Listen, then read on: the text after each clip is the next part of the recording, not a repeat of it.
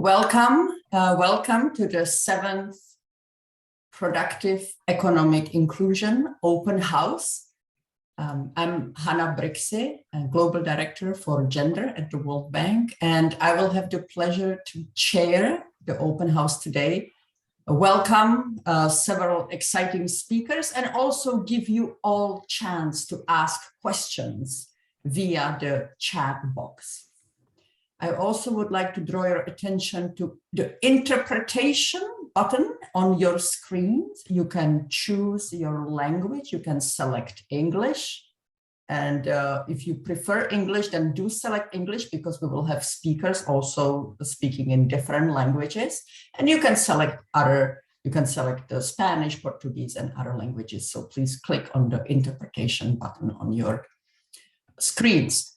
Now, today, Productive Economic Inclusion Open House is uniquely important in the context of the International Development Association's commitment to expand economic inclusion programs.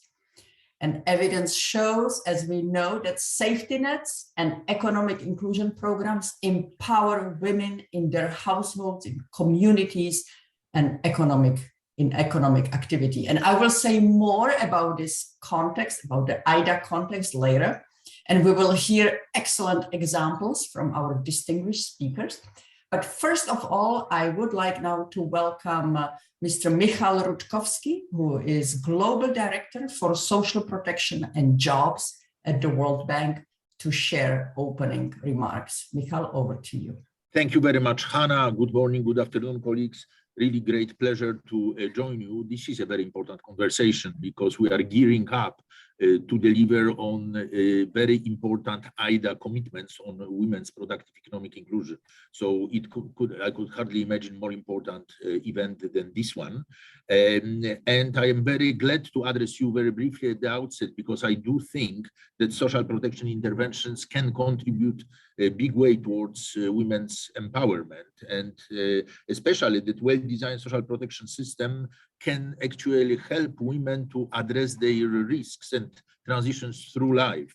And by that, I mean the provision of adequate transfers and services to household, but also enhancing access to protection for girls and women of reproductive age, including pregnant women, and promoting the parental leave and shared responsibility for care, and generally extending coverage of economic inclusion.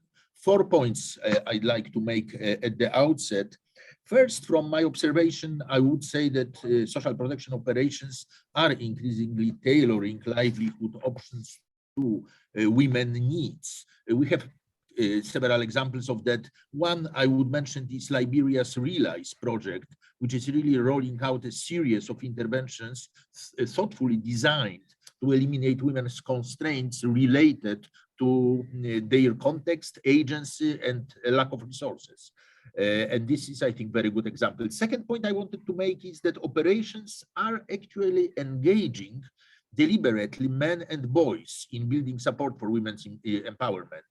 And this is a hard behavioral change for many of them. So it is not obvious or intuitive, but doing it is really something, a very important buy-in for women's productive activities. Zambia would be a good example here, where the government has partnered with BRAC to incorporate interventions for engaging men in the economic inclusion programs for rural women. My third point is about leveraging digital technologies to close gender gaps and enable scale. I think the COVID-19 pandemic generally accelerated this investment, and it really helped close gender gaps in bank account ownership, ID, mobile phone access. Here, the example I would cite is the Council of Bogota in Colombia, which is implementing the integral care system to support women and children with caring burden, and that this district care system aligns and coordinates both existing and new services to meet the demands and care needs of people who require high level of support, including children younger than 5 years of age, but also people with disabilities, the elderly and caregivers. My fourth and final point is that I feel that nowadays we are being more diligent in including various measures of women's empowerment in our impact evaluations, so that we can learn which combinations of design elements work best and which are the most effective. And I think here the example, as I illustrate every of my 4 points with an example, here the example would come from Niger, where IPA, the World Bank, and the government of Niger, working with other actually international stakeholders, just published a very exciting impact evaluation results on economic inclusion programs in Niger, showing that it had a positive effect on various dimensions of women's empowerment. And I think it is very important that we design those impact evaluations in a way that allows us to learn what works for women at the end of the day. So I very much look forward to the discussion today, to our continued partnership with the gender group and all our partners, so that really we can deliver on this very, very important IDA commitment. Thank you very much, and have a very good and productive day. Back to you, Hannah. Thank you so much, Michal. Thank you for your observations and also the examples and evidence that you shared. And I would especially highlight the point you made on engaging men and boys, and in fact, the evidence that it is possible to change mindsets and to shift social norms, which then makes economic inclusion programs and other programs more effective. So thank you again for sharing your insights. Now, before I turn to our distinguished panelists and speakers, I would like to just briefly share a bit of a background information on the IDA policy commitments. I mentioned earlier that the open house today is uniquely important because of the linkage to the International Development Association's commitment or to expand economic inclusion. So just to give you a little bit of background, so last February, the international community completed negotiations for the 20th replenishment of the International Development Association, so-called IDA, and which is the part of the World Bank Group that helps the world's poorest countries. And for the first time in history, the IDA policy commitments now include a specific target on women's productive economic inclusion. And this is recognizing the evidence that also Michal mentioned, and the enormous potential that economic inclusion programs have for women's empowerment overall, but also in the COVID context for building back more strongly after the pandemic. Now, the current IDA program has strengthened the earlier policy commitments on promoting access for women to more and better jobs, on better access and usage of digital technology, also on stronger prevention and response to gender-based violence. And the new commitments include to help countries strengthen the fiscal policy and budget systems to close gender gaps, and also, and importantly, to strengthen productive economic inclusion and childcare. So personally, I'm excited to have these new IDA and stronger IDA commitments, which will allow the World Bank Group and development partners to engage more fully in the poorest countries in these important areas. Now, let me now turn to our panelists, because today's panelists will share with us some excellent examples of solutions that work, and that can work also in different contexts, and that can inspire countries to adapt these effective approaches. Let me just remind you that all of you will be are already able to ask questions. So use the chat box when you would like to ask a question or share a link with others. You can also follow the live tweet for this event at PEI Global-org. And as I said, just in case you would like to select a language, please click on the interpretation box so that you can choose the language you prefer. Now, let me turn to our first segment of our open house. I'm really excited to welcome Winnie Omar, who is the Vice President of Programs at Village Enterprise.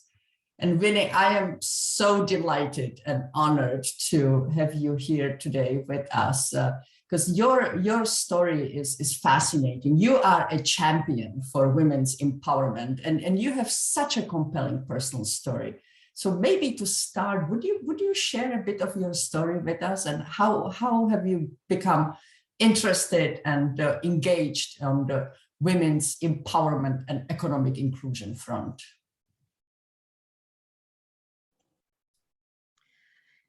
Thank you so much, Hannah, for having me here, and everybody for joining us here today.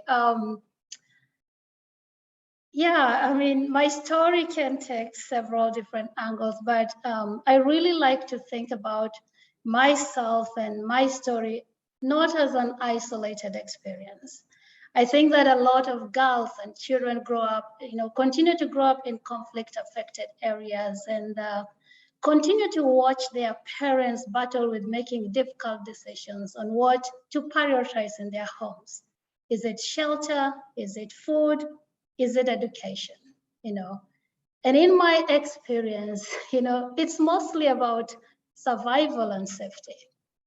But I also strongly believe that with helping hands, every girl can break through these barriers and become a great contributor to making the world a better place.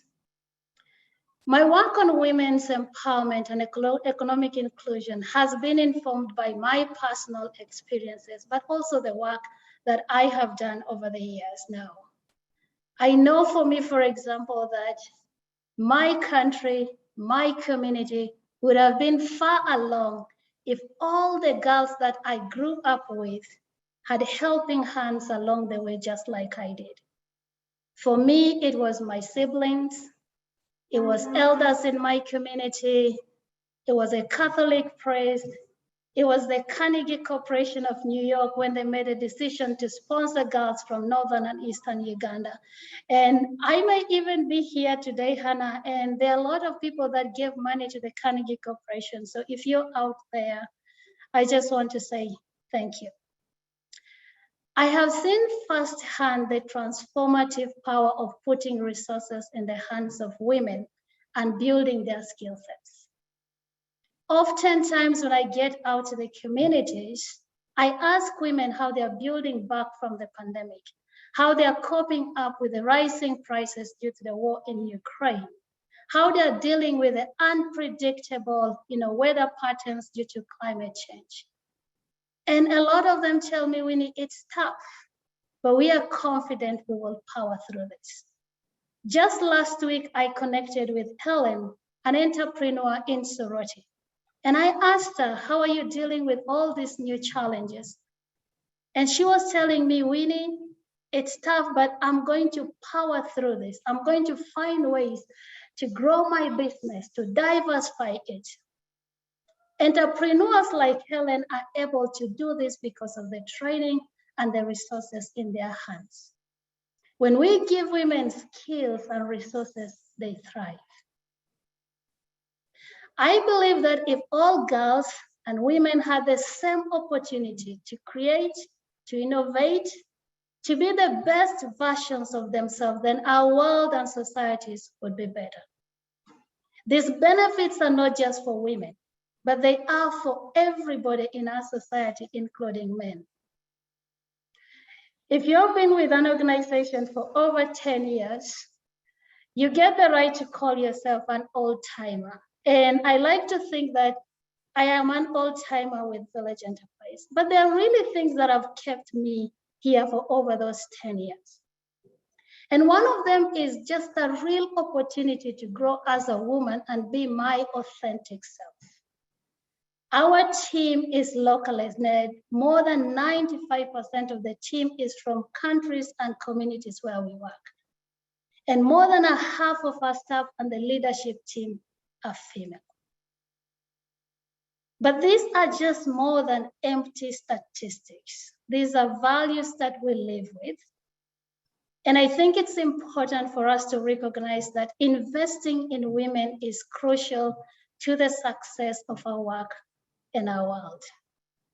Hannah, back to you.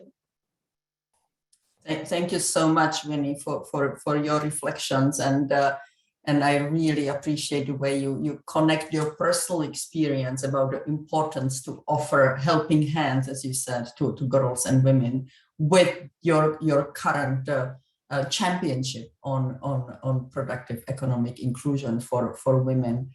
And at the bank, we are now really excited about kind of having a greater opportunity to engage on economic inclusion as part of our efforts also to promote gender equality through IDA. And I wonder what would be your, based on your experience and based on your lessons learned, what would be your advice to teams that are designing and supporting governments in designing programs of economic inclusion? What would be like the, let's say, top 3 issues you think we should keep in mind based on your experience? Thanks, Hannah. That's such a great question. And I'm equally very excited about the direction that IDA has taken, especially because we now live in an era of increased global shocks. And the only way to build a sustainable future for all women and girls is to make sure that the most vulnerable have the resources, they have the tools, they have the skills, they have the networks to be able to adapt to different shocks. And all of these things take a central place on the commitments of IDA20. So that is particularly very exciting for me. I think in terms of the key issues, one thing that I truly believe, and I know that a lot of people and Village Enterprise does believe this too, that it is possible to create a world free from extreme poverty where women are thriving. And for me, the first way to get there is through collective action. It's by working together, partnering with governments, NGOs, and companies where we can leverage their expertise and collaborate to drive, outcomes. Because when you think about the problems faced by women, they are complex and they are deep-rooted in systems, in norms, in cultures. And the only way for us to break those barriers is to ensure that we're plugging in every unit of our society, starting with families up to how we formulate, implement, and hold ourselves accountable to these policies. For example, in Kenya, we are working on a Kenya social economic inclusion project with the government. Its success will see the government taking over economic inclusion activities, integrating it with existing social protection. For me, this collective action project will see millions lifted out of extreme poverty. But this is also how we achieve that large-scale impact together as a community and as a force working on women's economic inclusion. A second key area for me is really where we need to shift away from funding just activities and programs. Results-based financing has the potential to be transformative for women's empowerment and economic inclusion. So rather than fund activities, could we shift and start focusing on life-changing and sustainable results?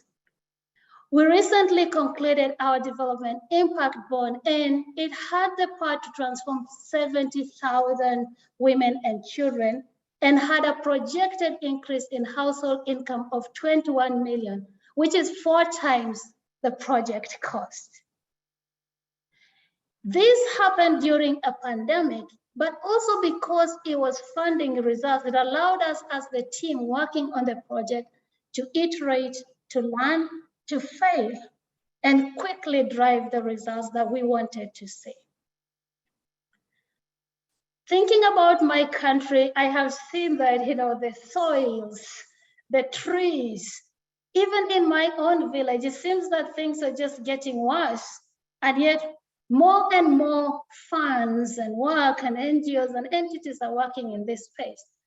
And in my mind, I'm always asking myself, why? I think it's mostly because we are focused on funding activities without really knowing, are these activities creating the impact that we want to see in the community? I think, Hannah, for me, the question we all need to be answering is, why pay for activities if you don't understand if they are creating the impact and solving the problems communities are faced with today?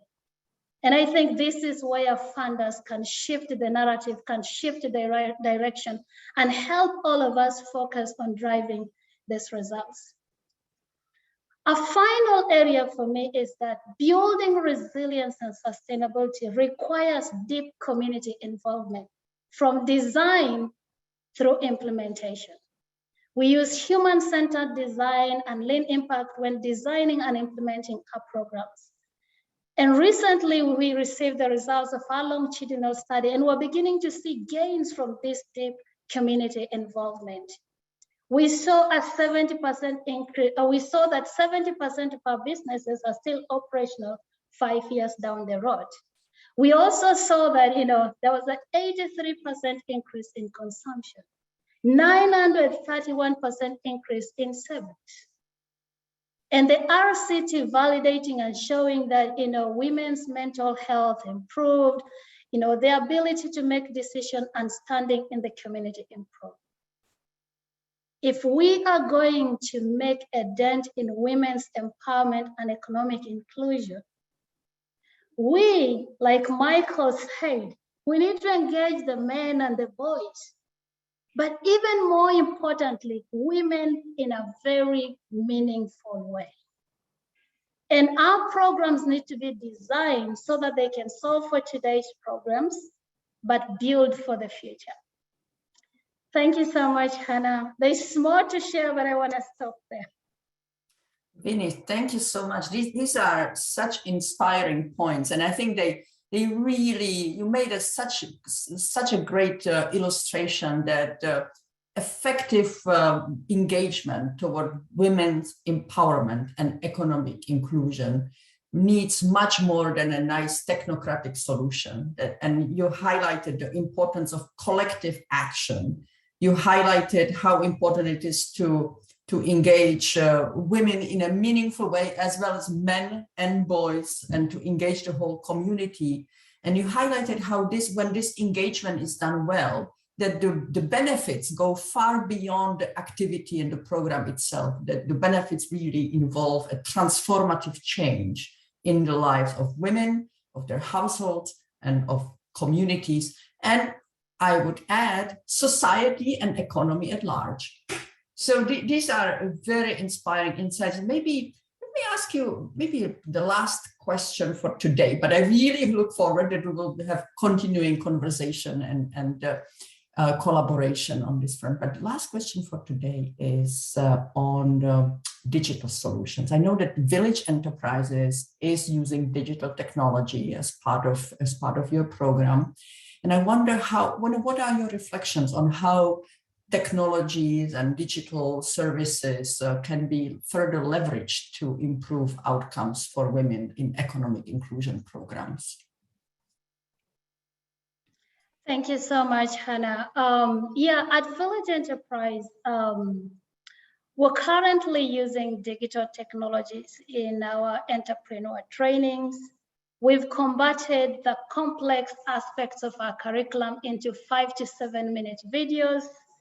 And these get delivered through portable projectors, which are allowing us to control both the quality of the training, but also do time savings. And when in interacting with our entrepreneurs, they are reporting to us, the satisfaction levels are going up, their level of engagement with the content is, improving. And one of our entrepreneurs in Bungoma called Naomi was telling us that, training using videos makes the sessions more interactive.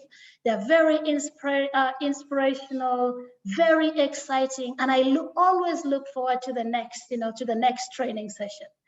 And our business mentors are also telling us how, these videos are helping them save time and energy.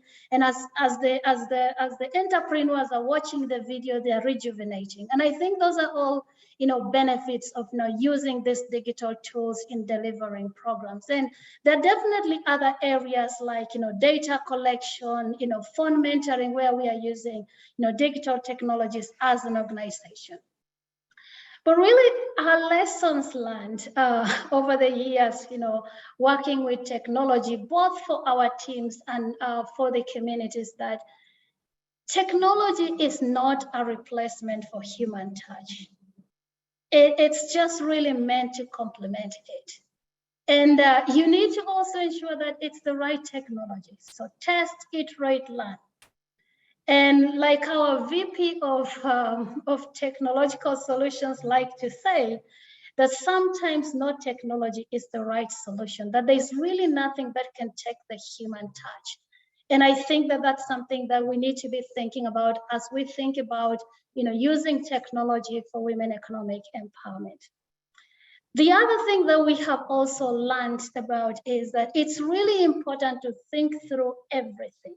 Ask yourself, how is this complementing our program? How will it meet the needs of the community? How does this technology shift the dynamics within the families and the communities? Because sometimes some technologies will do harm. If you like, in one of our examples, we had to manage and communicate to it at families when we put smartphones for training, when we're piloting. The husbands were shaken by that, This is going to increase how my wife communicates outside my home. So you really need to be thinking about all of that and communicating and managing to that. And, it goes without saying that keep it simple, because technology, the people that we work with don't have, a lot of education and the experience that a lot of us here have. So keep it simple, make it user-friendly so that it can actually be meaningful and useful to the end user. And I think in really wrapping up, I do believe that digital technologies present a great opportunity for empowerment and inclusion of women and girls. But it's about thinking through all these questions, testing the technology, iterating it in order to find the right digital solutions to complement the work and help overcome the cultural, social, and gender barriers. So Hannah, if I could ask you, what's the digital tool that is closest to you right now? You probably next to you right now have a laptop, you have a phone. And all of us who are in this call today, in this webinar today, you have a tool next to you. Imagine how much you are completing, how much you're getting done by just the phone that is somewhere in your room. Imagine if women and girls had the ability to do the same thing. How far along would we go in terms of really enhancing women's economic empowerment in terms of access to resources, access to opportunity, or even being able to connect around business opportunities? So the opportunity is huge, but we have to make sure that it's the right tool set and it is solves for problems within these communities. Thank you, Hannah. Thank you. Thank you so much, Winnie. Truly inspiring. And I think we are already receiving some questions in the chat box. So we will come back to you with questions from participants. Now, so thank you so much. And now let me turn to our second segment of our open house today. And we will have two excellent presentations. We will have deep dives in how economic inclusion has been working in conjunction with other programs at a very comprehensive level. So let me introduce our presenters. Our first presenter will be Mr. Merlin Nkopeu, the Field Operations Manager for Social Safety Nets Project in Cameroon. And our second presenter will be Ms. Diana Maria Parra-Romero, who is Undersecretary of Care and Equality Policies from District Secretariat of Women Affairs in Colombia. And we will also welcome a discussant, Ms. Megan O'Donnell, Assistant Director for Gender Program Center at the Center for Global Development, and also Policy Fellow. So we will have, let's start with the presentations, and then we will have remarks by Megan, and then we will open a Q&A. So as I said, please send your questions through the chat box. Now, let me welcome Mr. Merlin Kopel to share the experience from Cameroon.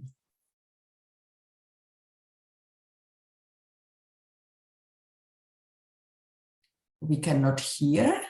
I wonder whether we have a technical difficulty. Now we can hear you. We can see you. Bonjour.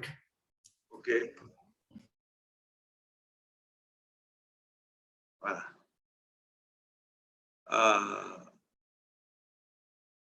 Bonjour.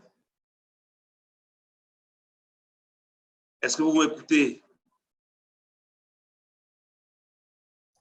Yes, we can hear you. OK. Bonjour, je veux partager rapidement une expérience camerounaise que nous réalisons à travers les filets sociaux du Cameroun, le safety net du Cameroun, qui a permis un peu aujourd'hui au gouvernement de montrer combien de fois, lorsqu'on repose la confiance et on donne la chance à la femme de pouvoir participer à l'économie, on voit des effets rapides sur l'amélioration des conditions de vie de la famille, tout entière de la communauté. Donc, je vais faire cette présentation en 4 points, je crois.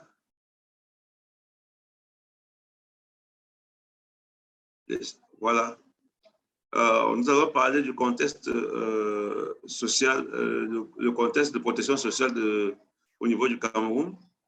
En 2, le projet et l'inclusion économique de la femme. En 3, l'inclusion économique de la femme dans le cadre des transferts monétaires liés aux travaux à haute intensité de main-d'œuvre, les cash for work. Et enfin, les leçons, les challenges et puis à la fin les opportunités que ça peut donner. Slash.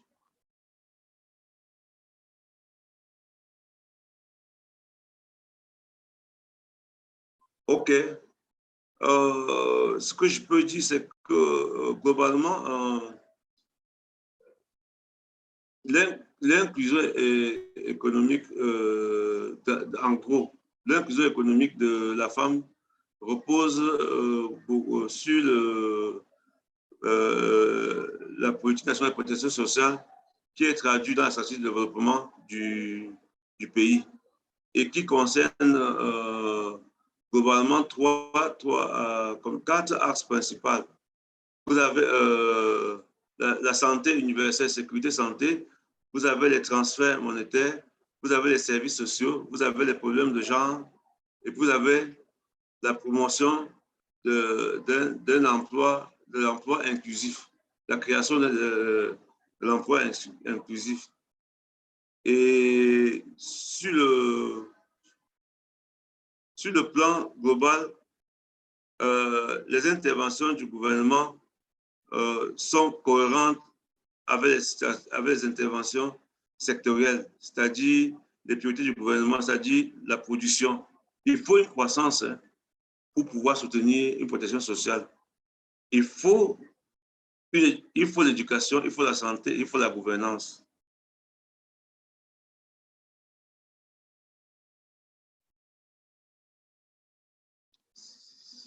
Voilà. Et je voudrais peut-être de manière simple vous dire que en ce qui concerne le projet filet social de manière globale, tout repose sur la femme. C'est-à-dire le ménage est choisi, mais c'est à la femme qu'on donne l'argent. Quand je dis c'est à la femme qu'on donne l'argent, ce n'est pas que c'est à la mère ou à la conjointe.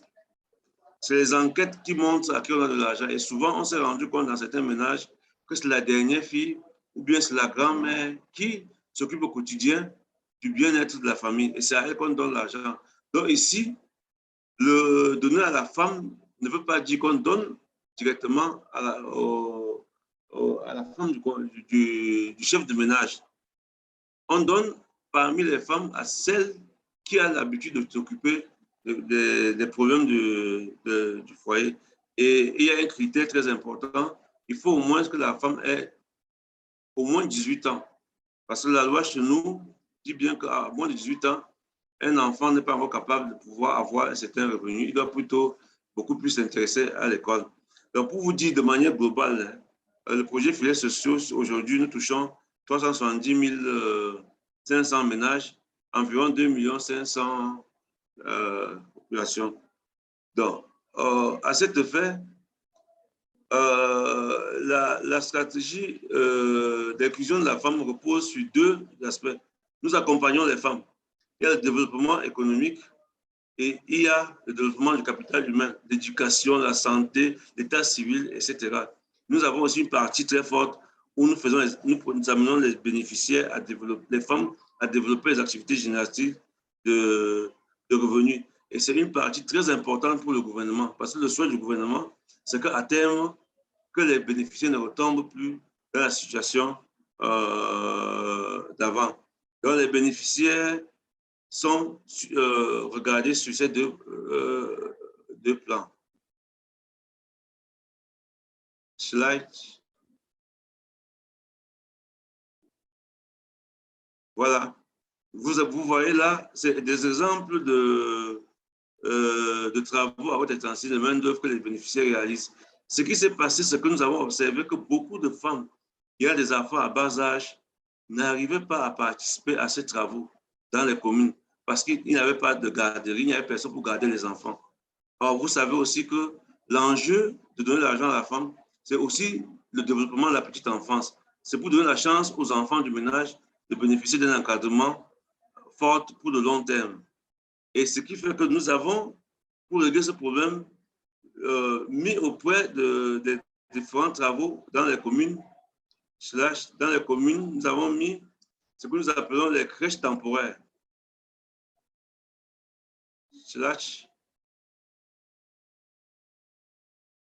Nous avons mis ce que nous appelons les crèches temporaires.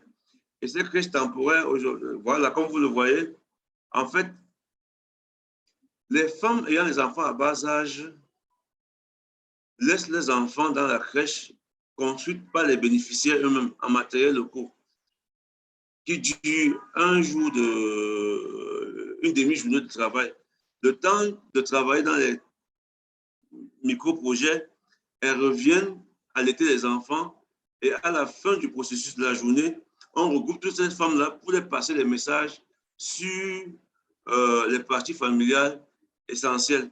Et cette action a aidé beaucoup à inclure beaucoup plus de femmes dans les travaux à haute intensité de main-d'œuvre que par le passé. Et vous voyez, les images parlent d'eux-mêmes. L'accueil de l'enfant devant sa maman et en bas, les enfants dans les crèches entretenus par des bénéficiaires ruraux formés par le projet et qui le font en langue locale, en langue vernaculaire.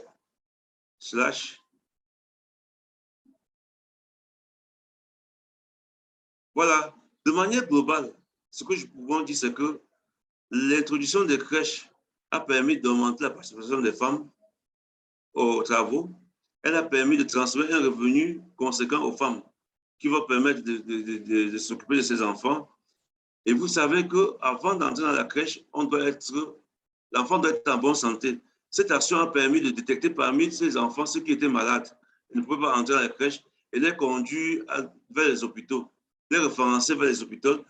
Et les premiers transferts que les bénéficiaires ils ont eu à soigner ces enfants. Et les pathologies généralement rencontrées, c'est le palu, les maladies de la peau et les maladies pulmonaires.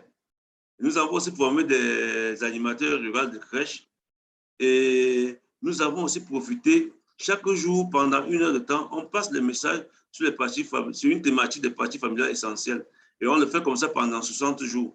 Puisque la crèche, les travaux à haute intensité durent 60 jours dans notre contexte. Et comme vous l'avez vu sur le chat, vous allez voir que chaque bénéficiaire reçoit, je crois, 26 dollars par travaux à haute intensité de main-d'œuvre. Et le grand challenge que nous avons eu dans ce travail, c'est la cohésion entre les différents secteurs. Parce que pour qu'une crèche fonctionne, il faut que la santé intervienne, il faut que l'éducation intervienne, les affaires sociales, la communauté elle-même intervienne. Il faut même aussi que la communauté intervienne parce qu'il faut que la communauté accepte d'envoyer les enfants à la crèche. Et pour sécuriser la communauté, c'est la communauté des bénéficiaires qui choisit parmi elles-mêmes les femmes qu'ils doivent s'occuper de leurs enfants. Ce n'est pas le projet qui impose quelque chose. Donc,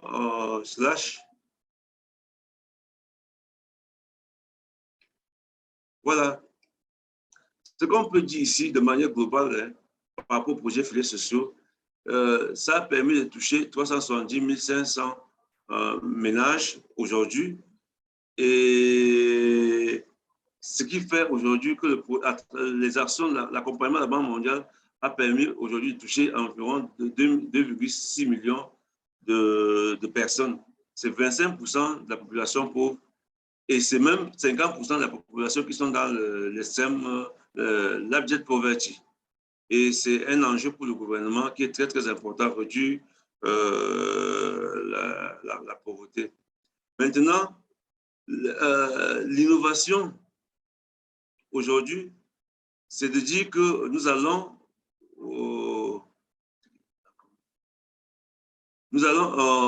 pour les prochaines, la période qui arrive avec la Banque mondiale, aller au-delà de la femme pour toucher les jeunes entre 18 et 35 ans.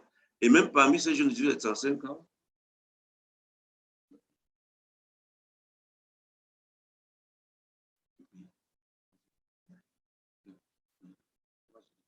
oui, je m'excuse un peu. Oui, c'est parmi ces jeunes-là, les enfants, ces jeunes d'enfants, les critères de femmes doivent être pris en compte parce que l'expérience que nous montrons, c'est que l'inclusion, si on réussit le pari d'inclure les femmes depuis la petite enfance, l'école primaire, l'enseignement secondaire, on a beaucoup de chances de faire beaucoup de points de croissance et d'améliorer les conditions de vie de la population. C'est une conviction personnelle parce que moi-même, je suis un fruit de cette affaire. J'ai perdu mon papa, j'avais 7 ans et j'ai vu ce que ma maman a fait pour nous élever 10 enfants et qu'aujourd'hui, nous sommes tous des ingénieurs et des médecins. Donc, je pense que la femme, si on donne la chance à la femme, pour nous, l'environnement camerounaise, africaine, peut même faire 2 chiffres de croissance. Et ce que je peux dire aussi, c'est de dire qu'il faut voir cette action de manière intergénérationnelle. Hein? Le travail de base qu'il faut faire aujourd'hui, c'est comment on fait pour que tout juste au début, la petite fille, la jeune fille aille vite à l'école. C'est ça l'enjeu. C'est-à-dire, dans les 1000 premiers jours, le jardin d'enfants, est-ce que la jeune fille va être là? C'est ça. Si on réussit ce pari, on a la chance pour le futur d'avoir des femmes capables. Parce qu'aujourd'hui, la difficulté qu'on a à intégrer économiquement les femmes, c'est que la majorité sont analphabètes. Ce qui pose beaucoup de problèmes dans leur résilience. Donc aujourd'hui, l'enjeu pour nous, c'est que dès le départ, il faudrait qu'au niveau de l'éducation de base, on s'assure que les critères de genre sont respectés et que beaucoup de filles entrent dans le système. Et l'observation que nous faisons aujourd'hui, c'est qu'on constate aujourd'hui que beaucoup de filles sont même plus intelligentes que les garçons, ce qu'on ne croyait pas. Tous les filières scientifiques dont on voyait avant appartenir aux garçons, aujourd'hui, dans beaucoup de villes déjà, les paradigmes changent. Ça change totalement. C'est beaucoup de garçons. Dans des grands collèges du Cameroun, en scientifique, vous trouvez 60% de filles. Hein. Et dans les résultats du baccalauréat, c'est elles les meilleures. Ça veut dire quoi? Ça veut dire que si en zone rurale, on donne les mêmes chances, on a beaucoup de chances d'avoir des filles capables d'adresser les problèmes de pauvreté à long terme. Donc voilà ce que je peux dire globalement. Je pourrais répondre à beaucoup de questions. Thank you. Nous, thank you so much. De la femme est un enjeu. Merci beaucoup. Thank you so much, Mr. Manlin, for this insightful presentations. And if we have time later more for discussions, I would be really interested, and also it's coming through the chat, including kind of reflecting also what Winnie was saying about engaging men and women and engaging boys and engaging whole communities and kind of shifting mindsets. So this would be maybe if you could share more with us later when we come to discussion. So thank you again, Mr. Merlin. I would now like to turn to Ms. Para to share experience from Colombia. Ms. Para, over to you. Thank you so much.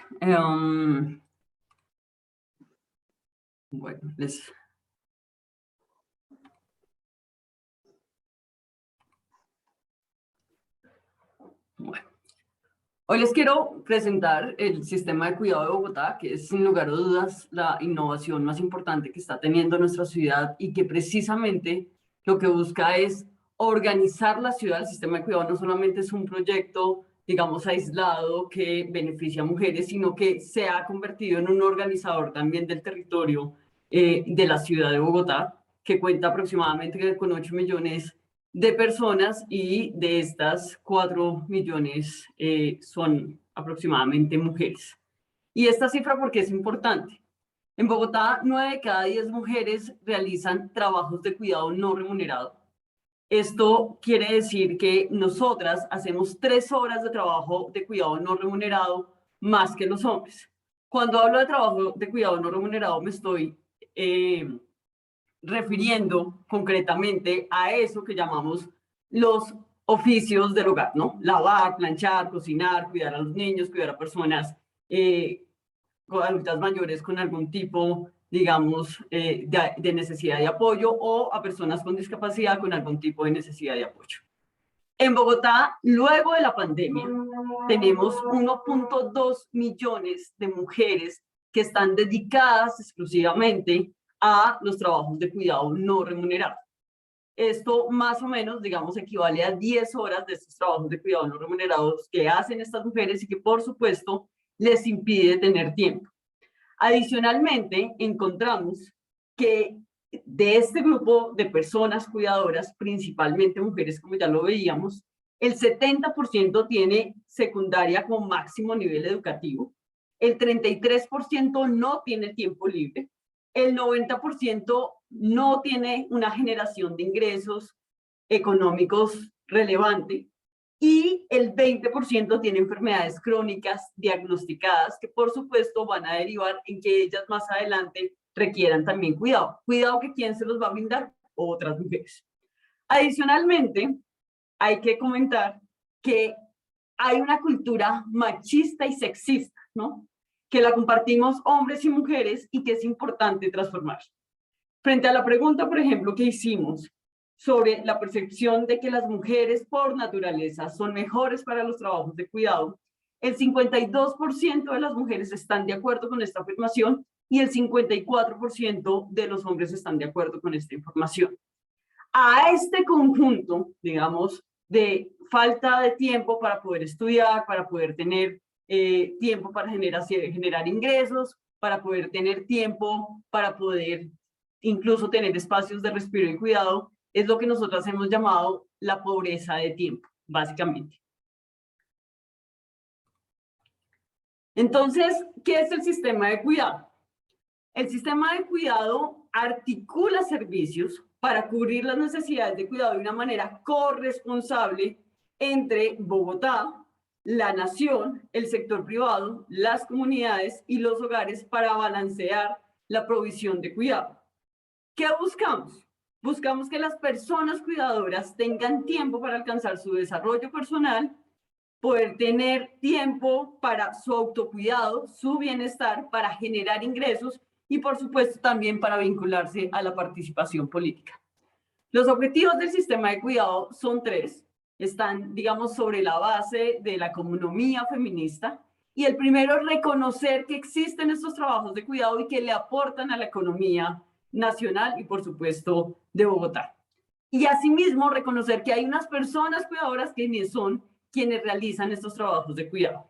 El segundo objetivo es redistribuir la responsabilidad de una manera más equitativa entre hombres y mujeres. Y el tercero es reducir los trabajos de cuidado no remunerados que recaen principalmente sobre los hombros de las mujeres. Nosotros tenemos 4 grupos, digamos, poblacionales que beneficiamos. Están las personas cuidadoras, principalmente mujeres, como les decía, los niños menores de 13 años, las personas mayores que requieren cuidado y las personas con discapacidad que requieren cuidado. Es importante, digamos, hacer el énfasis en esto que requieren cuidado porque no necesariamente todas las personas mayores requieren cuidado, sino son, digamos, ciertas de acuerdo a ciertos niveles digamos, de carga de enfermedad que puedan llegar a desarrollar a lo largo de su proceso de envejecimiento. Y adicionalmente, y lo hablaba ahorita Hannah, estamos trabajando también con los hombres y con las familias. ¿Qué tipo de servicios estamos ofreciendo entonces? A las personas cuidadoras les ofrecemos educación, respiro cuidado y generación de ingresos. A los niños, personas adultas mayores y personas con discapacidad estamos ofreciéndoles cuidado profesional y esto lo hemos hecho ampliando los horarios que ya tenía la administración y Bogotá para el cuidado de personas mayores, para el cuidado de niños, niñas, como los jardines infantiles y para el cuidado de personas con discapacidad y adicionalmente aumentando también los cupos para poder recibir más personas. Y para los hombres y las familias tenemos nuestra estrategia de transformación cultural en donde les enseñamos básicamente que a cuidar se aprende, que nadie nace con un chip de cuidado, que las mujeres no venimos biológicamente codificadas para poder cuidar mejor que los hombres, sino que a lo largo de nuestras vidas, de acuerdo a la socialización que tenemos en el género, pues a nosotras nos enseñan más a cuidar y los hombres, por supuesto, digamos, se relacionan con otro tipo de actividades. Entonces, aquí tenemos nuestra estrategia de a cuidar se aprende y la estrategia de cuidamos a las que nos cuidan. ¿Cómo opera el sistema de cuidado? El sistema de cuidado va a operar a partir, digamos, de 4 modalidades. Lo más importante es que estas modalidades se brindan de manera simultánea y próxima. ¿Qué quiere decir con simultaneidad? Que al tiempo que yo estoy brindando el cuidado a niños, niñas o personas con discapacidad, en esa misma franja horaria, yo estoy formando a las mujeres, dándoles espacio respiro o generando, digamos, ingresos para ellas. Lo hacemos a través de nuestras manzanas de cuidado, de las unidades móviles o buses, del cuidado casa a casa y, por supuesto, de la operación de unidades operativas de cuidado, como lo son los colegios, los jardines, entre otras que contamos en Bogotá. Estas son nuestras manzanas de cuidado. Lo que buscan, como les decía, es generar proximidad en los servicios de cuidado. En este momento, Bogotá cuenta con 9 manzanas de cuidado ya en funcionamiento. El 3 de junio vamos a inaugurar la 10ª manzana de cuidado. Eso ya les voy a comentar en el mapa de Bogotá cómo se ve. Y básicamente, como les decía, es una forma de ordenamiento territorial distinta. Así como estamos organizando nuestra ciudad en torno a la estructura ecológica principal, es decir, a los recursos naturales, estamos organizando Bogotá también en torno al cuidado, porque comprendemos que esta es una necesidad que tienen las mujeres, que tiene la ciudadanía y que necesitamos aproximar a la ciudadanía en general. Adicionalmente tenemos nuestros buses del cuidado. Estos buses de cuidado van a las zonas urbanas y a las zonas rurales. El territorio de Bogotá, solo el 30% es urbano, el 70% rural. Y tenemos zonas donde entre vereda y vereda, digamos entre mi ciudad y mi ciudad, hay básicamente 2 horas de recorrido en bus. Entonces estos buses nos permiten cubrir esa zona rural y estar en esas zonas urbanas dispersas de Bogotá, en donde todavía no tenemos manzanas de cuidado. Y finalmente tenemos el cuidado casa a casa, que es una forma de cuidado a domicilio, porque comprendemos que hay personas cuidadoras y personas que requieren cuidado que por sus condiciones de salud y físicas no pueden salir de la casa. Entonces vamos con el sistema de cuidado también a la casa y ofrecemos, al igual que en las manzanas de cuidado, en las unidades móviles, en este cuidado casa a casa, ofrecemos la simultaneidad, formamos a las mujeres, les damos espacios de respiro cuidado y les enseñamos a generar ingresos al tiempo que personal que trabaja en la administración de Bogotá, cuida de las personas que ella cuida. Y nuestro cuarto, digamos, componente es la estrategia de transformación cultural. En esta estrategia es donde enseñamos a los hombres a involucrarse también en el trabajo de cuidado y enseñamos a las mujeres también que los hombres pueden cuidar, que no pasa nada si la cama queda no tan bien tendida, que no pasa nada si el vaso no queda tan limpio, pero que con la práctica seguramente más adelante todo va a quedar igual de perfecto que ella lo hace. Y enseñamos entonces a los hombres a través de talleres de sensibilización, de nuestra escuela de formación de hombres al cuidado, en donde les enseñamos a lavar, cocinar, planchar, mejor dicho, todos los quehaceres del hogar, a cuidar a los niños, a cuidar a los adultos mayores, a cuidar a las personas con discapacidad, y nuestra amplificación del sistema que se hace a través de la red de alianzas del cuidado, en donde involucramos al sector privado, a la academia y a la ciudadanía en general. Hoy en día, el sistema además cuenta con una estrategia, que es la estrategia de Vecinas Trabajemos Juntas.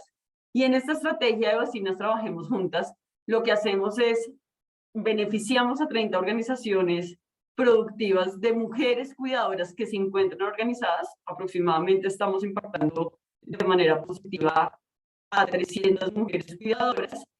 Y en una intervención que realizamos junto con el PNUD del Sistema de Naciones Unidas, durante 8 meses, les enseñamos, digamos, a fortalecer sus organizaciones, les damos también apoyo económico y, por supuesto, todo el acompañamiento psicosocial y de desarrollo de capacidades socioemocionales que requerimos las mujeres para poder, digamos, no solamente generar ingresos, sino mantener nuestros procesos de emprendimiento y empresas.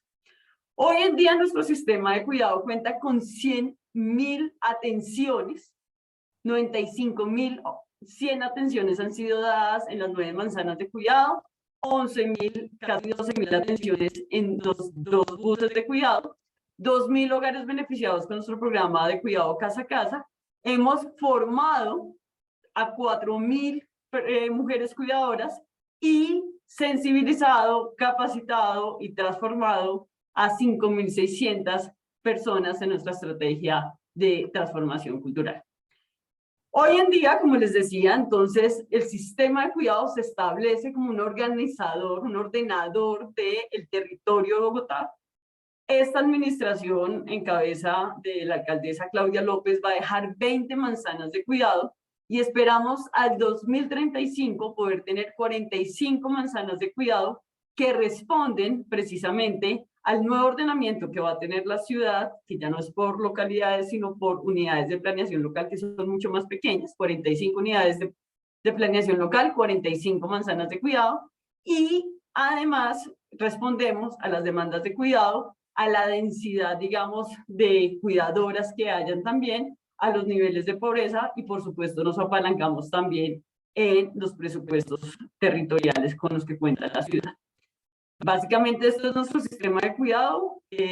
Para mayor información, aquí en este login lo pueden encontrar y pueden conocer mucho más de nuestro sistema. Mil gracias.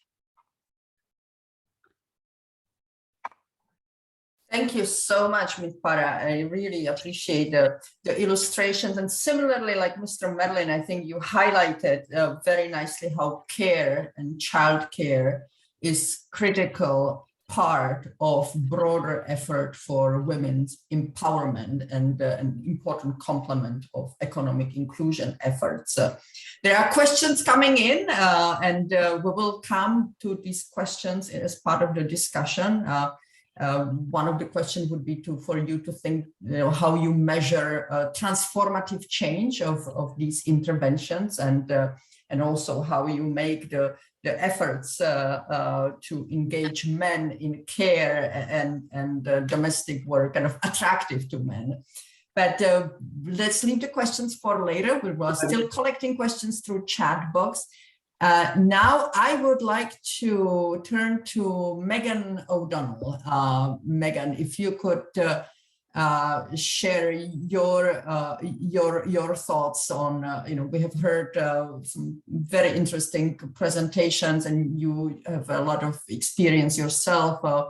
And of course, you've been very much involved also in the advocacy around IDA. So it would be nice to hear your reflections on, what can development partners such as World Bank do further to help governments to successfully deliver on IDA commitments, especially economic inclusion and childcare. Thank you so much, Hannah, and thanks also to my fellow speakers. I have learned a tremendous amount from each of you and really enjoyed hearing each of your remarks. I will start by saying I am really excited about this particular unprecedented commitment on productive economic inclusion for women, as well as a number of other unprecedented gender-focused commitments that we've seen through this IDA cycle on childcare, on budgets and fiscal policy, seeing increased ambition around gender-based violence, sexual and reproductive health, gender data, and especially to hear from Deanna and Merlin about how some of these commitments are being brought off of the page and implemented in concrete terms.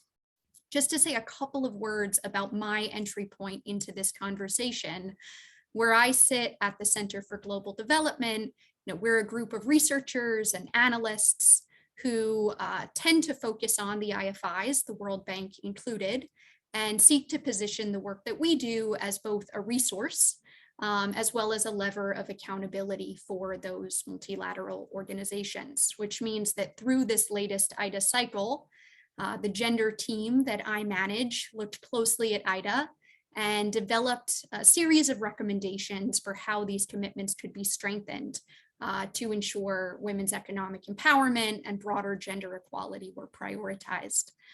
We've been very pleased, as I just said, to see that some of our recommendations around care, around cash, social protection, and broader financing support to women, and around data have been adopted. And so now to pivot and answer your question directly, Hannah, where do we go from here? How do we ensure that government partners are well equipped to be delivering on these new commitments? And I think there's a why side of this question, that governments need to be convinced and at times reminded of why this agenda is so critical. And there's also a how component, that government partners need to be supported with the tools and the resources necessary to implement in the best terms possible. So on the why side, of course, the World Bank, but also many of the other partners joining today's conversation and those that work closely with the bank have to, I think, make the case, both in terms of giving clarity around the problems that we are facing from a gender perspective, but also the benefits that we all kind of collectively stand to gain. On the problem side, Hannah, you kicked off the conversation today mentioning COVID as a gendered crisis. For the past couple of years at CGD, I've directed what's called the COVID-19 Gender and Development Initiative, and all of the research we've done ourselves, everything that we've synthesized from other academics, has proven that women have been disproportionately hit by the pandemic and the broader recession and crisis, whether that's in terms of disproportionate income loss, job loss, business closures, increased gender-based violence, or increased unpaid care work. That's been such a central theme of our discussion today. And I think important to remind ourselves is that this is only a magnification or an exacerbation of pre-existing gender inequalities. COVID didn't create these problems, they were already there, and now they're even worse. And so I think it's a no-brainer as we're seeking to empower government partners to remind them that in order to recover fully and inclusively from the past couple of years, we're going to need to put women's needs and constraints economically and otherwise front and center. There's also the benefit side. I'm very excited that in the coming months, we're going to be working very closely with Amanda Devercelli and her team sitting at the bank working on the childcare agenda, pulling together the evidence on the return on investment. This has not traditionally been an area where government partners have prioritized in especially shrinking fiscal space. expenditures or investment, but being able to make that case that childcare could be a best buy for human capital, for economic growth, for gender equality, even in contrast to some more kind of traditional areas of investment or cost savings, is going to be a critical part of convincing government partners to take these commitments on.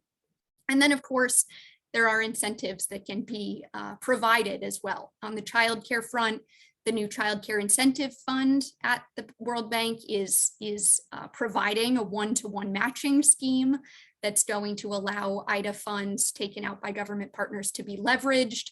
I would be very excited to see that sort of approach applied across productive economic inclusion programming going forward, whether that's on cash transfers, whether that's on public works programs, so that we ensure that gender is really prioritized as these programs are being designed, implemented, and evaluated.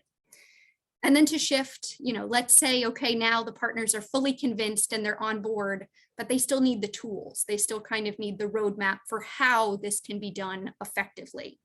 I will not cover or repeat what I think Diana, Merlin, and Winnie have already done such a good job of doing when they talk about integrating on-site childcare provision into some of these programs as a critical design feature, when they've referenced engaging men and boys, leveraging digital technology, but also not seeing it as a silver bullet. I loved, Winnie, what you said about making sure that it's not a replacement for the human connection and community engagement. And there's so many other design features that we're going to need to prioritize in order to make sure that governments are as effective as possible in implementing these sorts of commitments. The final thing I'll say on the how piece of this conversation is just to really applaud and echo what Winnie shared earlier about focusing on results. And I was so pleased that Mihail started this conversation by talking about measurement. And in particular, integrating gender-specific measures that we can use to ensure that these programs are not just being implemented, but that they are having the intended results when it comes to reaching and benefiting women and narrowing gender gaps. I've been really excited to work collaboratively with Alessandra Heinemann and others at the Gender Group, in the Gender Innovation Labs, in the SPJ unit at the bank, because we've given some guidance on how the G2PX operations can start to integrate measures on women's economic empowerment in particular, and very excited that those are now going to be integrated slowly but surely across programs.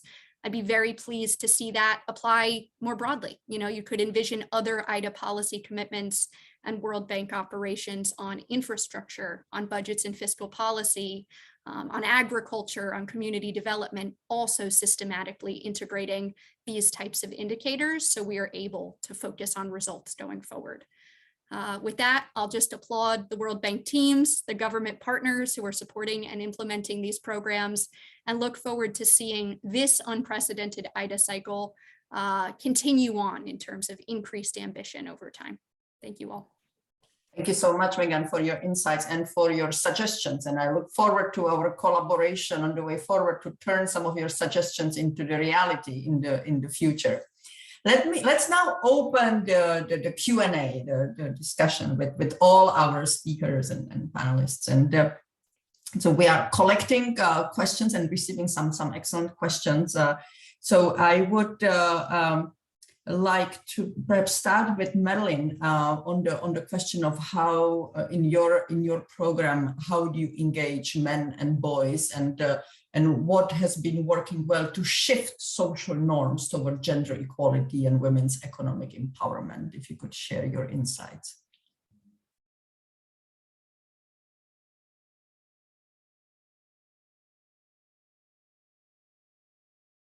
Merlin, please unmute.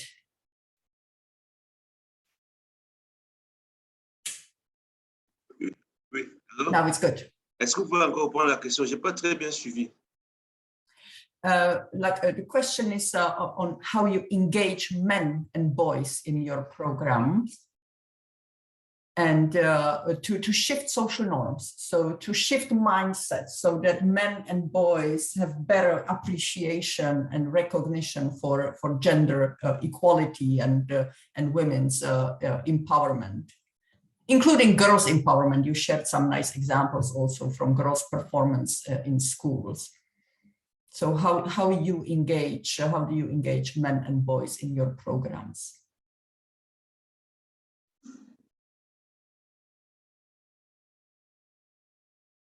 OK. Je veux répondre simplement. Je pense qu'au niveau du programme, on a, comme j'ai dit, on a un volet accompagnement qui est très important. Et l'accompagnement ici, c'est un accompagnement, pas l'accompagnement de la femme isolée, c'est un accompagnement de couple et souvent des enfants même, pour amener les couples à savoir prendre des décisions. Et dans ce cadre, on met au centre l'importance de l'école et de l'école. Et ce que nous faisons dans le cas d'accompagnement, nous réussissons souvent à repérer dans le pays des enfants des coins concernés qui ont excellé. Et c'est ces enfants qui viennent comme relais, comme partenaires de terrain. Donc, quand ils parlent devant les autres, on voit des exemples. Et ça amène les jeunes filles à s'intéresser. Donc, on démontre, on sensibilise les parents. Maintenant, pour que, comme j'ai dit, le grand défi pour que ça se passe bien, il faut que tous les éléments sectoriels soient mis ensemble. C'est-à-dire la communauté elle-même, l'éducation, les acteurs politiques, les acteurs de la société civile se mettent ensemble pour qu'on comprenne que la femme, aujourd'hui, était pour moi, pour nous, ce qu'on dit, c'est aujourd'hui pour moi le moteur de croissance pour l'avenir. Et quand on le fait, on ne dit pas de laisser le garçon. On dit comme le garçon a aussi besoin d'aller à l'école, la jeune fille a aussi besoin d'aller à l'école. Et autour du chemin du projet qu'on a fait, ils ont commencé à voir des exemples. C'est-à-dire aujourd'hui, là, on était en 2015-2016, on a vu que des familles des bénéficiaires, les filles ont upgrade. Ça fait que la communauté commence à imiter, à dire, ah, OK, ça c'est très bien. Aujourd'hui, dans les communes sont passées, les jeunes filles qu'on mettait pour garder les enfants à la maison pendant la maman allait au champ, ce n'est plus le cas. Ils vont à l'école et on apprend, par exemple, aux bénéficiaires comment préparer la rentrée scolaire, comment encadrer la jeune fille par rapport à certains éléments qui peuvent créer l'exclusion. Je vous donne un exemple simple. Il suffit dans une école qu'une jeune fille soit surprise par ses menstruations, surprise, et que la communauté de l'école des enfants voit, ses camarades voient, ça commence à crier. Elle rentre à la maison, elle ne reviendra plus jamais à l'école parce qu'elle a honte. Et parce qu'au départ, elle n'a pas été formée dans ce sens-là. Donc, quand on parle d'éducation ici, c'est une éducation globale. Ce n'est pas une éducation aller à l'école. C'est une éducation comment la femme doit s'entretenir, comment elle doit se comporter, comment elle doit prévoir, comment elle doit sentir son corps. C'est des éléments qui, dans la famille, en termes d'éducation, ça ne se partage pas encore entre les parents et la jeune fille. Et tout commence par là. Parce que, comme je dis, l'assurance d'un enfant, d'une jeune fille, commence par la maison, par le household. Si à l'intérieur de la famille, elle n'a pas capacité pour être assurée, elle ne peut pas se défendre à l'extérieur. Donc nous mettons, et ce qui est très bien aujourd'hui, c'est que la banque nous appuie maintenant encore avec des éléments très, très fins, où on apprend le budget partagé, on apprend les discussions entre groupes, on apprend la prise de décision, on apprend les orientations, etc. La banque, c'est un volet très important aujourd'hui et qui, aujourd'hui, on observe que partout on a essayé ça, les éléments de VBG sont en train de baisser. Donc, je pense que le défi, et aujourd'hui, le projet filières sociaux, c'est un instrument du gouvernement aujourd'hui pour donner un exemple que si on met les moyens sur la jeune fille, on a beaucoup de chance. Et ce qui est aussi bien, c'est que nous, aujourd'hui, on a déjà constitué dans notre base de données des informations sur près de 700 000 ménages. Quand nous prenons 300 ménages, 300 000 ménages. Nous avons 700 000 ménages enquêtés avec toutes les données. Donc, par exemple, le programme SWEP qui est arrivé aujourd'hui au Cameroun, qui commence, ils ne vont plus faire de ciblage. Ils demandent seulement aux projets filières sociaux dans vos ménages quelles sont les jeunes filles de tel type, et on les donne. Et immédiatement, on le fait. Donc, et c'est pour ça que le plus grand enjeu pour moi, en termes de protection sociale, c'est qu'in fine, il faut qu'on arrive à un registre social unifié. Madeline, thank you so much. Thank you so much. I'm sorry to interrupt. We have a little bit of problems with the audio. I think the interpretation channel has been somewhat difficult. So I will stop you kindly here, and I will come back to you if we have a moment and maybe find a solution for the interpretation channel. So please make sure that you have French on your own side. Let me now turn to, and thank you so much. Let me now turn to, we have several questions to Diana on your the examples of very innovative approaches with the care block, and so the questions of, how do you, what is the transformative change that you're observing? How do you decide on the location of this care block, and is there any participatory process in deciding on the location? And also, what is the cost and how is it financed? And very briefly, and because I also have a question here for Winnie. Perfecto. Entonces, arranco por la última. Lo que, digamos, la operación de una manzana de cuidado al año nos cuesta 4,7 millones de dólares. Y la operación de 2 unidades móviles de cuidado está más o menos en 1,2 millones de dólares. Digamos, esto es el costo. ¿Quién lo asume? Lo estamos asumiendo, digamos, desde la administración distrital, pero por supuesto cada vez estamos haciendo más alianzas con el sector privado para que, por ejemplo, las lavadoras, que es uno de los servicios que prestamos para reducir precisamente el trabajo de cuidado no remunerado, quien pone las lavadoras en este instante está haciendo la empresa privada. Eso por un lado. 2, sobre la transformación cultural y cómo ha sido, digamos, el cambio. Yo creo que lo hemos visto de una manera muy clara. Ya tenemos manzanas con más de 1 año y medio de operación, y en ese 1 año y medio de operación lo que hemos notado es una confianza que ya tienen las mujeres y las personas usuarias del sistema en el sistema como tal. Al punto tal que, digamos, al principio nos tocaba mucho comentarles de qué se trataba el servicio, invitarlas, y hoy en día ya llegan, nos entregan los niños y se van rápidamente, digamos, a sus espacios de respiro, a su clase o a su taller para generación de ingresos. Entonces, hay un cambio cultural interesante con las mujeres, y con los hombres hay un cambio de manera mucho más particular, y es que están muy interesados en la Escuela de Hombres al Cuidado, les encantan los talleres de cocina, o sea, aman poder tomar estos talleres de cocina y aprender a cocinar. Y creo que ahí, digamos, ha habido una transformación cultural importante. Por supuesto, es un sistema joven, lleva 2 años más o menos de operación, pero los beneficios, digamos, los estamos viendo en acciones tan concretas como tener ya más o menos 500 mujeres que sin el sistema de cuidado no hubieran podido terminar sus estudios de bachillerato ni poder hacer formación, digamos, técnica y tecnológica. Y creo que con eso respondí las 3.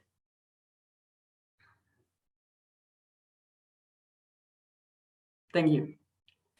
Thank you so much, Diana. You've answered it very, very succinctly, very efficiently. Let me also say that there are some responses also provided by the World Bank teams directly in chat. So questions that we will not be able to raise will be and are being addressed also directly in the chat function. And I now would like to turn to Winnie. Winnie, you emphasized the collective action and the community involvement, and I'm wondering, also reflecting on what Megan said, the need to have the why and to have the how to convince policymakers. I'm kind of wondering what your approach has been to convince community leaders or religious leaders, traditional leaders, to convince them to engage proactively in the efforts toward women's economic empowerment. Thank you so much, Hannah. Our program is very, first of all, we work with people from within this community. So all of our frontline staff come from these communities. So they're already coming from a place where they have established networks. So they know the local leaders within the communities. They know the people that influence decisions. They know the politicians. They literally understand all of their communities and are very grounded in terms of the challenges that their communities are experiencing. And so that really benefits our program in terms of like how we enter into these communities. The second piece in terms of just like how we work with communities and gain this buy-in and make sure that everybody is bought into this is that our approach is to really go through the local leadership. And we go through a series of events from conducting transect walks within these communities with the local leaders to conducting village introductory meetings. We also do participatory mapping of resources within these communities. And our business mentors work with the local leaders and they understand, they discuss what are the challenges. Will women be able to attend the trainings if we did work in these communities? What are the challenges? And then finally, although we work with, we bring 3 different individuals from 3 different households to start these small micro enterprises. Our entry point is really the family unit. We work with the husbands and the women and the children within each household to help them understand that although it's the woman actively participating and running the business, the benefits from that business will benefit the entire household. So the men then, understand that it's also their responsibility to support the women. And we have seen through that engagement at a community, at then household level, and then in trainings where they also participate, that sometimes men show up in savings groups in place of their wives, or they actually help with caregiving at home when the woman is attending the training. Or the children are the one reminding their mothers, oh, mommy, you're running late for the training. You need to go take over these responsibilities. And I think that is really how you create that network and space that allows for that, foundational work that is very important for policy formulation and accountability. Thank you. Thank you so much, Winnie. These are excellent insights.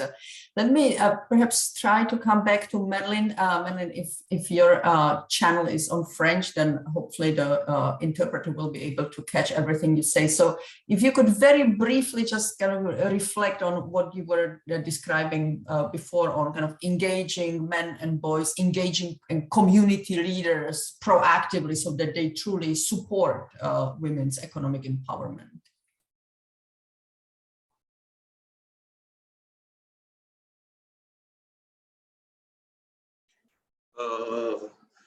Si je reprends bien, je pense que vous demandez qu'est-ce qu'il faut faire pour pouvoir faciliter l'autonomisation économique des femmes.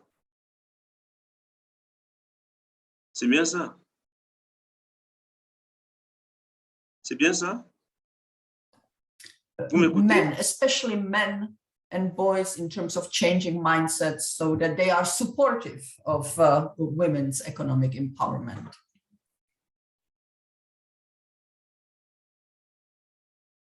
Ok, je pense que pour faire en sorte que ça se passe, il faut d'abord agir, il faut que le père, si le père accepte déjà de donner la place à la fille dans le ménage, au même titre que le garçon prendra conscience que c'est là l'enjeu.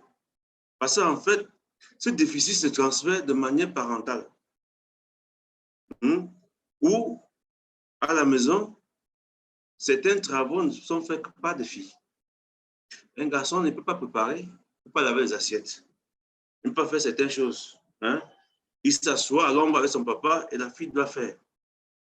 Pour changer le paradigme, je pense simplement ça, c'est de dire qu'à la maison, tous les travaux qui participent à la formation de la petite enfance doivent être faits par tout le monde de manière tournante.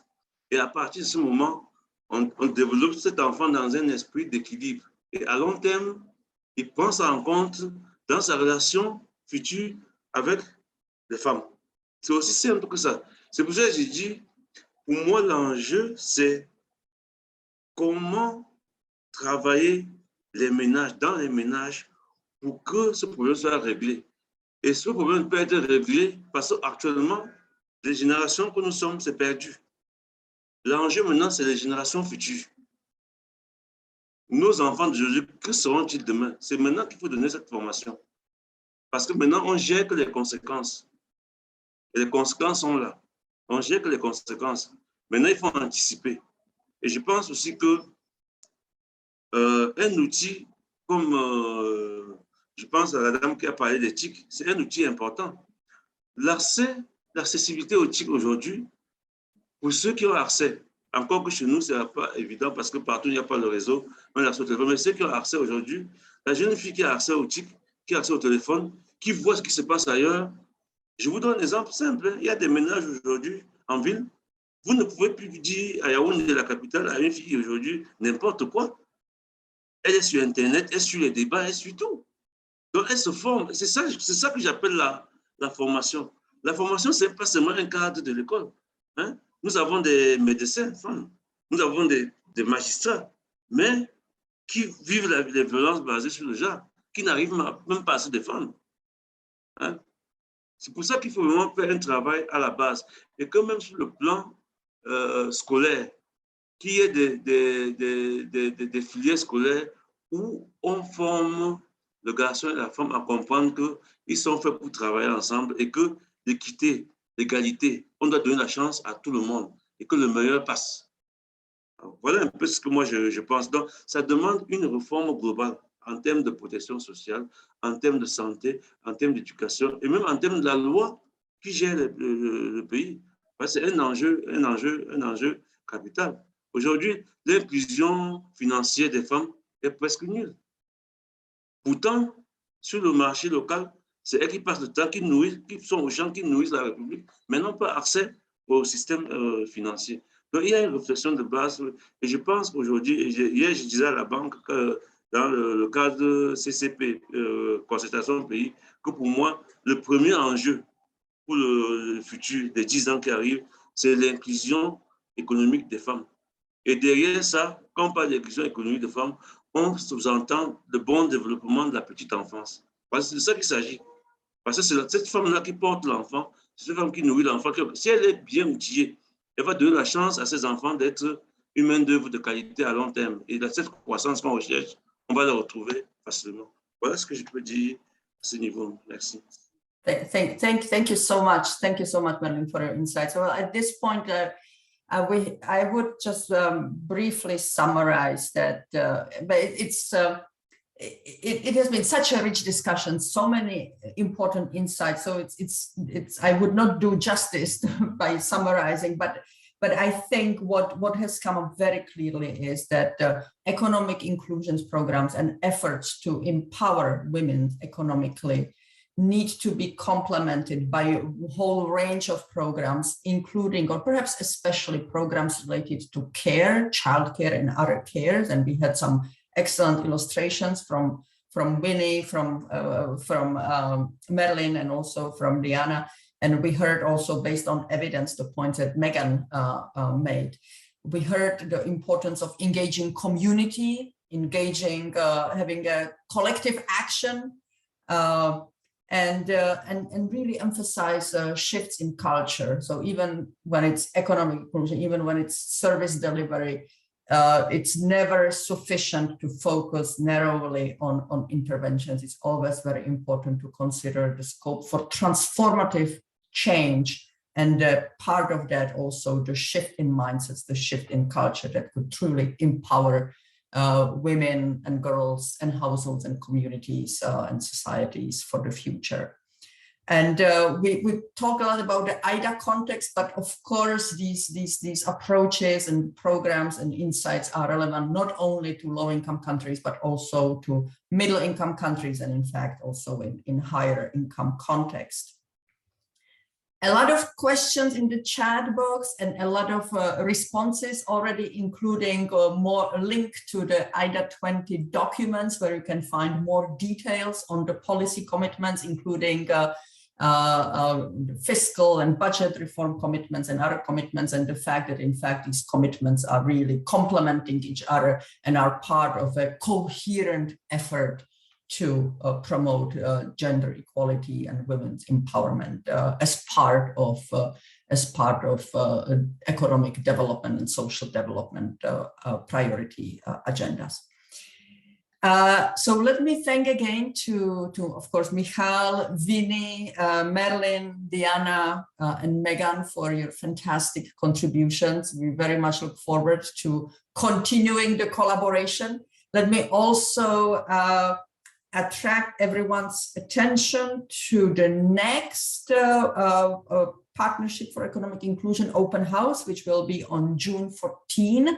And it will focus on the fragility and crisis context, and especially forced displacement. So we very much look forward to seeing you in the next open house and collaborating on the way forward. Thank you so much. Bye-bye.